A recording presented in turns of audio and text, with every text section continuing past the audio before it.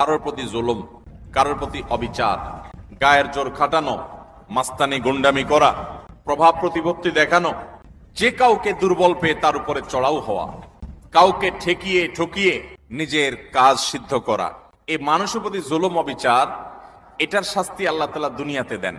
পৃথিবীর ইতিহাসে এমন একজন জালেম দেখাতে পারবেন না যে জালেম জুলুম করেছে আর তার প্রায়শ্চিত্ত তাকে দুনিয়াতে পেতে হয়নি।